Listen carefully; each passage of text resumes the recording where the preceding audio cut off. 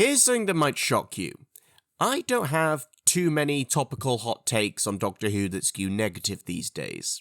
There's some grievances with past versions of the show that are debatable, but most things I think are currently bad are hardly fringe opinions in the fandom or among critics. I'm the outlier usually when it comes to appreciating stuff, but if there's one thing I'll go for, it's this. The Christmas specials were bad and you were all bad people for wanting them back. Aside from searing contempt for the rampant traditionalism and nostalgia wanking that addles the mind of Doctor Who fandom, I might not be up to the task of fully justifying this opinion. It's certainly strange for me to have, because I wasn't enamoured with our New Year's counterparts in the Chibnall years. I think all the regeneration stories were good, Christmas Carol might be one of my favourite episodes ever, and I quite like The Next Doctor. It's just, when I saw online fans wanting the specials back and celebrating their inevitable return under RTD, my mind kind of goes to this. He dreamed you.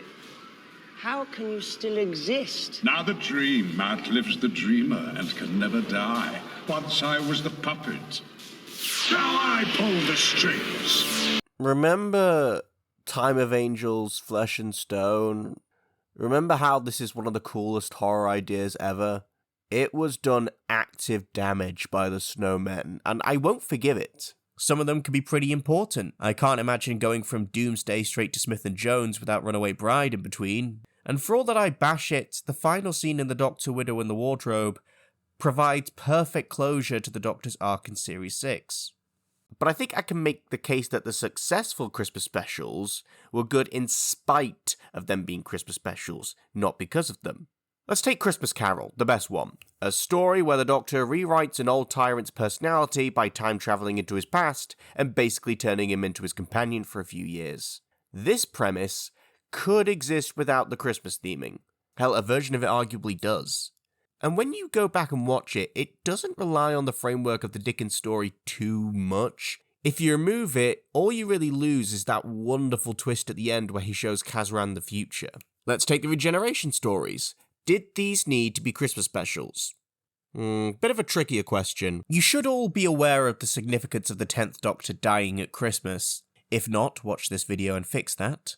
Twice Upon a Time factors in the Christmas armistice, which is again thematically relevant, and I just can't picture Time with the Doctor without the Christmas sitcom trappings either. But the obvious response to that is, we've had 11 other regeneration stories that had nothing to do with Christmas. Just because the holiday was a feature of those particular stories, doesn't mean it has to be an essential part of the formula going forward. Furthermore, I just find the Christmas specials to be an unnecessary burden on the people making them.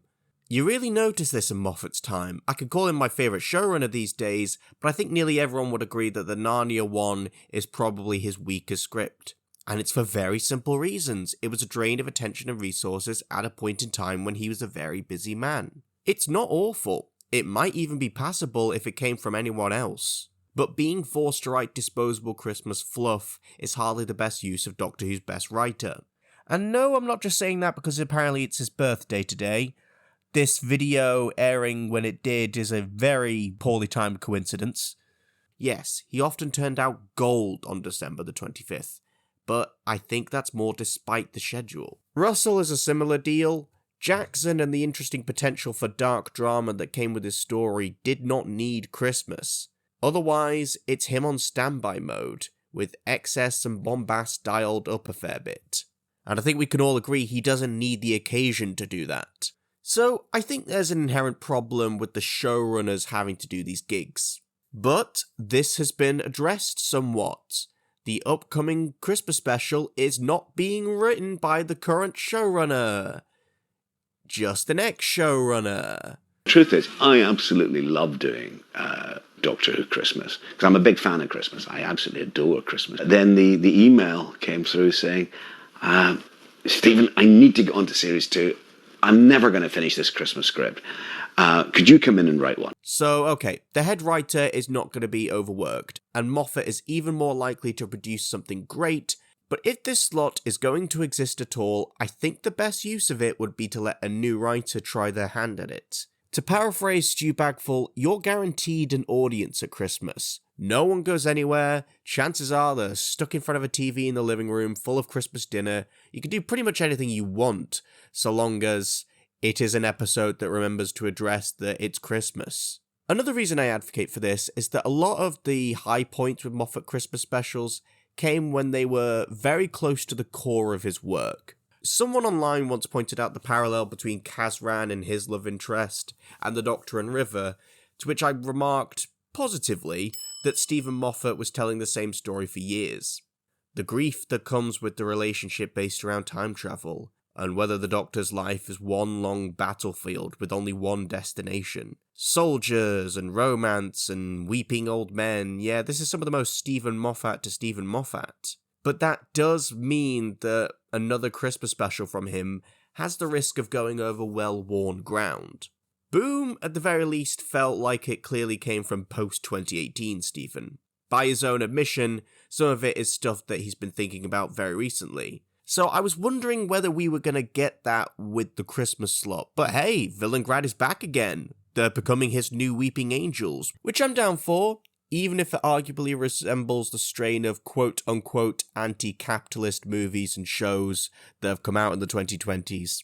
But then again, at least that makes his work topical. So, in summary, my issue is less with the Christmas special's existence, in an abstract, and more how the show has done them up until this point. Historically, they've felt like more of an obligation, with the high points coming in spite of the current arrangement. My suggestion is to give the Christmas specials to new names, and while we're at it, why not do that with the premieres? Test writers out with real assignments. That way we might be able to see who's really showrunner material. Because otherwise, we kinda know what to expect with these kinds of stories.